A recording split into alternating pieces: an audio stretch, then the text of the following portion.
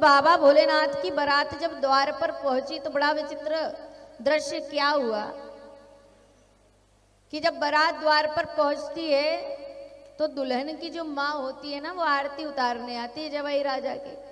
तो हमारे पार्वती मैया की माता जी आई, माता मैना आरती की थाल लेकर के सोच रही थी मेरी बेटी इतनी सुंदर है तो दूल्हा तो उससे भी सुंदर होगा।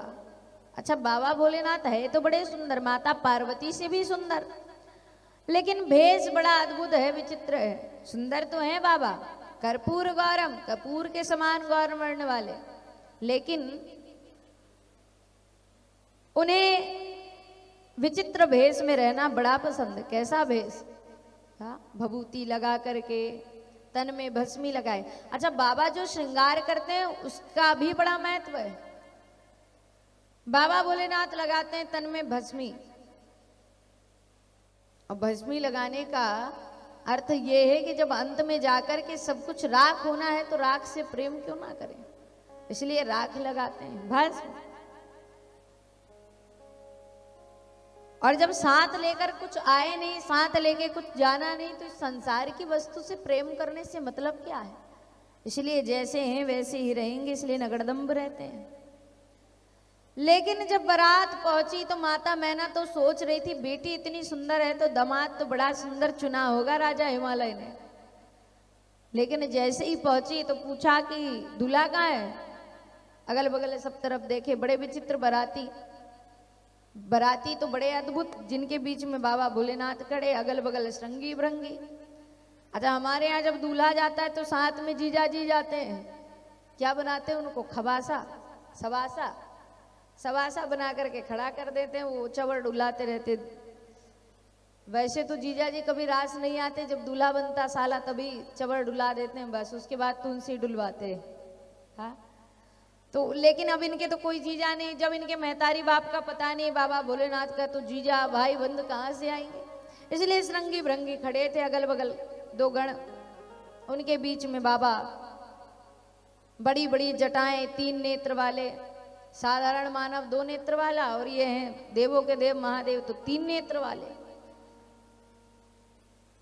खड़े हैं, नंदी पर बैठे हुए। माता मैना सोच रही दूल्हा कहाँ है, आरती उतारनी है। पूछा दूल्हा कहाँ है? एक ने कहा अरे भैया बावरी हो गई क्या, सामने खड़ा दिखाई नहीं देता? भाई ये दूल्हा है? तो बोले हाँ ये दूल्हा। जो देखा माता मैना ने, आरती की थाल छूट गई, ऐसा दूल्हा, मूर्छित हो गई। अब बाबा भोलेनाथ ने श्रृंगी भृंगी से पूछा, श्रृंगी हमारी सासू माँ हमको देख के मूर्छित क्यों हो गई? तो बोले बाबा आप इतने सुंदर दिखाई दे रहे हैं, उन्होंने कभी जीवन में ऐसा दूल्हा नहीं देखा होगा, इसलिए खुशी से बेहोश हो गए। बाबा बोले फिर तो ठीक है, खड़े रहे बाबा। माता मैना को उठा करके ले गए। दूसरे से पूछा गया कि सासू माँ मूर्छित क्यों हो गई? एक गण बड़ा प्रेमी था बाबा भोलेनाथ का, बोले कि अरे माता मैना देखा नहीं लेकर के क्या आई थी? क्या लेकर आई थी? बोले आरती की थाल। और जब देखा हमारे बाबा भोलेनाथ को तो मूर्छित होना तो पक्का ही था। तो बोले क्यों? तो बोले देखो जब आरती की थाल लेके आई तो हमने देखा था उसमें एक लोटे में जल था और दीपक लेके आई थी। और जैसे ही बाबा को देखा तो विचार किया होगा कि जिनके जटा में इतनी विराट गंगा बह रही है उसको एक लोटा जल दिखाकर क्यों अपमानित करना, इसलिए जल गिर गया। तो बोले अच्छा जल गिरा वो तो समझ आया, लेकिन दीपक से आरती तो कर लेती। तो बोले दीपक लेके आई थी आरती उतारने के लिए, लेकिन जैसे ही दूल्हे को देखा तो देखा कि चंद्रमा तो यहाँ पर बिठाए हुए हैं, और चंद्रमा कितना प्रकाशवान होता है जो तीनों लोगों को प्रकाशित करता है। अब उस चंद्रमा के प्रकाश के सामने दीपक का प्रकाश दिखाना मतलब यही बात हो गई समुद्र के सामने जाके नाले की प्रशंसा करना। तो इसलिए वो दीपक भी छूट गया। सभी घरातियों को आश्वासन दिया भोले बाबा के गणों ने, बाबा भोलेनाथ का विवाह तो होके रहेगा। बाबा खड़े, माता मैना भीतर जल का सिंचन किया, जागृत किया। जैसे ही होश आया माता मैना तो पहला शब्द देखी, बोली कि मैं अपनी बेटी पार्वती को लेकर के ऊंचे पर्वत से नीचे कूद जाऊंगी, लेकिन इनके साथ विवाह नहीं कराऊंगी। और जब भी दो परिवारों के बीच में कलेश शुरू हो जाए तो ढूंढते किसको है? जिसने शादी जुड़वाई थी। तुम्ही ने रिश्ता करवाया था भैया, अब देखो बात नहीं बन रही। तो ढूंढा किसको? नारद जी ने रिश्ता लगाया, नारद जी को पकड़ के लाया। बोले भैया माता मैना नहीं मान रही, अब क्या करें? बोले चिंता मत करो, हम जाते हैं।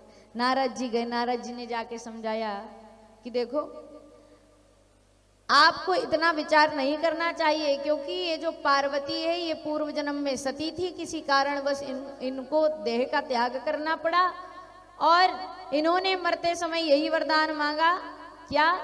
जन्म जन्म शिव पद अनुरागा।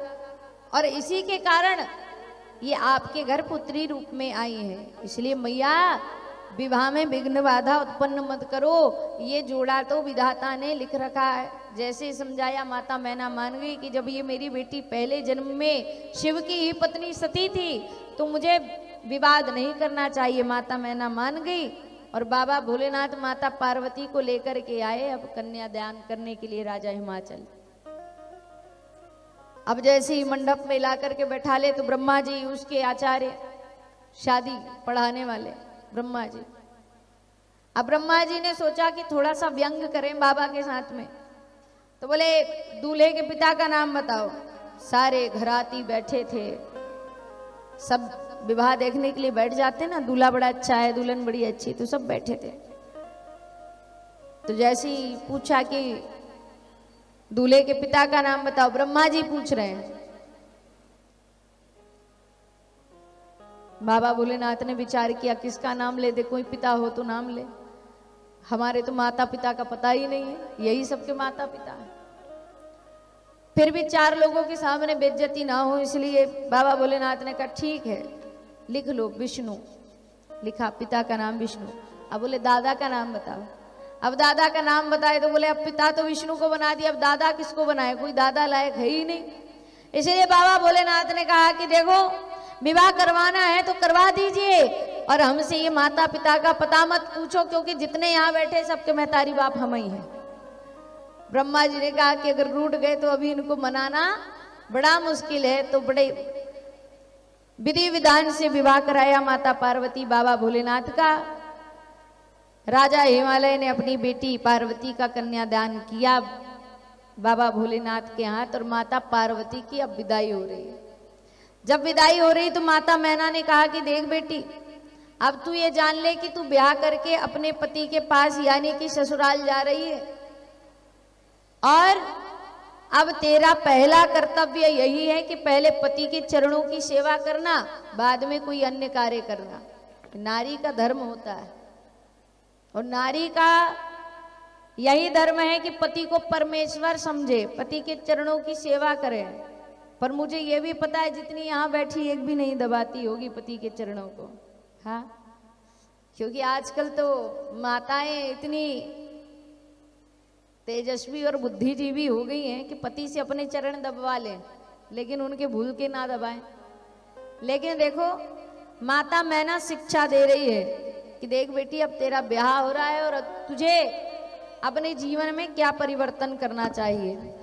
करहूं सदा शंकर पद पूजा, नारी धर्म पति देव ना दूजा। करहूं सदा शंकर पद पूजा, नारी धर्म पति देव न दूजा।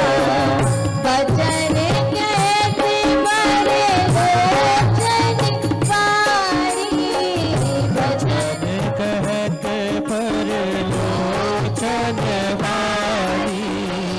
गौरी लाई करली कुमारी, गौरी लाई करली कुमारी।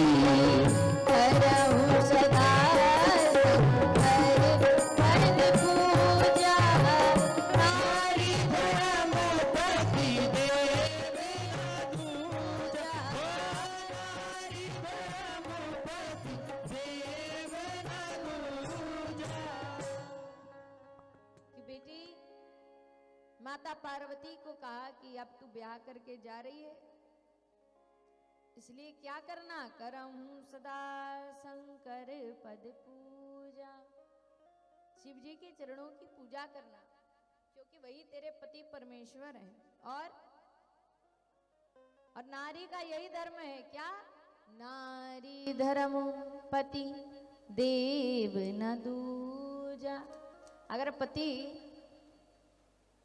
गुस्सा करे, मायके नहीं जाना है, तो नारी को नहीं जाना चाहिए। सती जी के चरित्र में सुना ना, बाबा भोलेनाथ ने कहा कि देवी आप नहीं जाएंगी, लेकिन माता सती नहीं मानी, चली गई। परिणाम स्वरूप क्या हुआ, जब अपमानित हो गई तो देह का त्याग करना पड़ा कि नहीं, परेशान हो गई। इसीलिए नारी का पहला कर्तव्य है कि पति के चरणों की सेवा करे, उनकी बातों पर अनुसरण करें। लेकिन विनाश काले विपरीत बुद्धि, अब जो समय चल रहा है, पति पत्नी की बात कर रहा है। और इसका प्रमाण ये, पत्नी ने कहा माता पिता को छोड़ दो। पति एक बार भी विचार नहीं करता कि जिन माँ बाप ने मुझे पाल पोस कर इस योग्य किया कि मैं कमा रहा हूँ, खा रहा हूँ, सुखी रह रहा हूँ, उस माता पिता को क्या वृद्धाश्रम में छोड़ना चाहिए? पत्नी ने आदेश किया और पति ने ले जाकर के माता पिता को वृद्धाश्रम में छोड़ दिया।